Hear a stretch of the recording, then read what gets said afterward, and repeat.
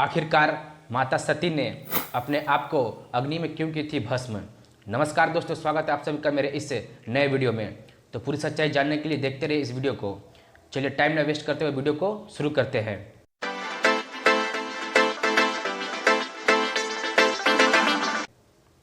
माता सती के देह त्याग की कथा भारतीय पौराणिक कथाओं में एक गहरी और भावनात्मक घटना है जो भगवान शिव, माता सती और उनके पिता दक्ष प्रजापति के बीच की घटनाओं पर आधारित है। यह कहानी भगवान शिव और देवी सती के प्रेम, त्याग और आत्मसम्मान के महत्व को दर्शाती है। माता सती भगवान शिव की पत्नी थी और वे दक्ष प्रजापति की पुत्री थी। दक्ष प्रजापति जो ब्रह्मा जी के पुत्र थे, देवताओं में एक उच्च स्थान रखते थे। जब माता सती ने भगवान शिव से विवाह किया तो दक्ष इससे बहुत नाराज हुए। वे भगवान शिव को एक अघोरी और सन्यासी मानते थे और अपनी पुत्री के लिए उन्हें उचित पति नहीं मानते थे। भगवान शिव का वैराग्यपूर्ण जीवन और साधारण रहन सहन उन्हें पसंद नहीं आया था।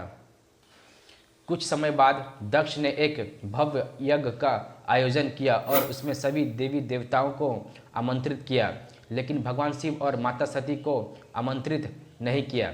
यह उनके द्वारा भगवान शिव के प्रति की गई जानबूझकर की गई अवहेलना थी। जब माता सती को इस यज्ञ के बारे में पता चला तो उन्होंने भगवान शिव से वहां जाने की इच्छा प्रकट की।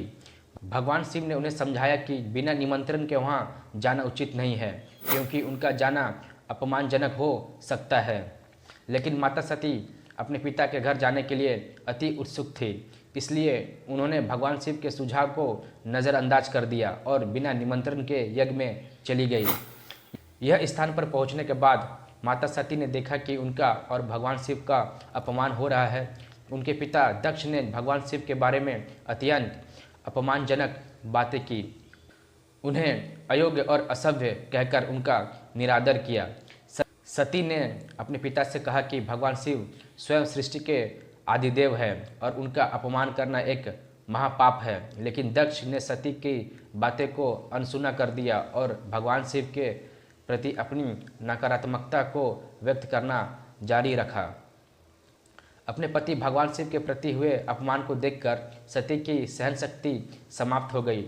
उन्हें लगा कि वह ऐसे पिता के घर में नहीं रह सकती जिन्होंने उनके पति का इस तरह अपमान किया। इस अपमान को सहन न कर पाने की स्थिति में माता सती ने यज्ञ की अग्नि में अपने प्राण त्यागने का निर्णय लिया। उन्होंने योग बल का सहारा लेकर अपनी चेतना को नियंत्रित किया और यज्ञ कुंड में कूदकर अपना शरीर त्याग दिया। माता सती के आत्मदाह का समाचार जब भगवान शिव तक पहुंचा तो वे अत्यंत क्रोधित हो गए। अपने प्रिय पत्नी के वियोग में वे दुखी और आक्रोशित थे।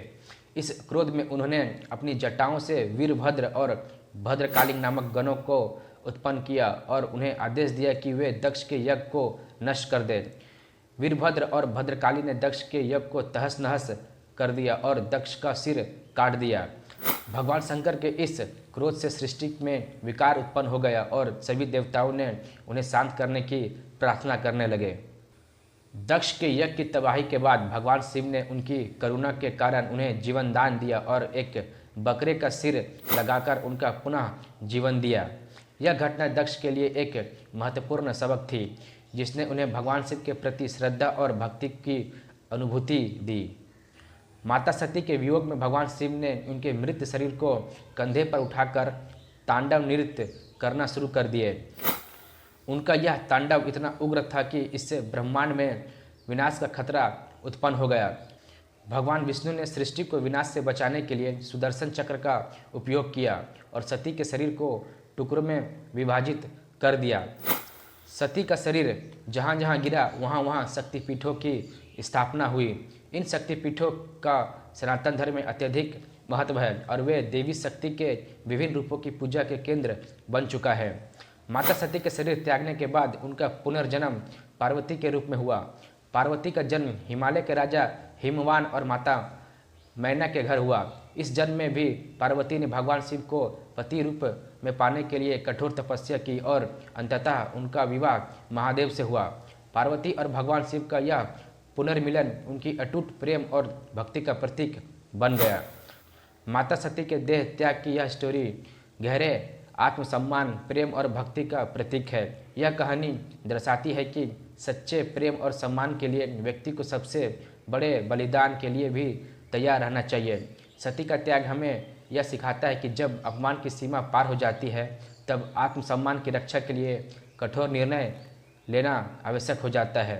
इस घटना ने भगवान शिव और माता सती के प्रेम को अमर कर दिया और उनकी कथा भारतीय समाज में भक्ति और प्रेम की एक प्रेरणा बन गई। तो कैसी लगी ये वाली वीडियो कमेंट बॉक्स में जरूर बताइएगा और ऐसे ही कंटेंट देखने के लिए हमारे चैनल को सब्सक्राइब करके रखें। चलिए मिलते हैं अब किसी दूसरे वीडियो में, तब तक के लिए वीडियो देखने के लिए धन्यवाद।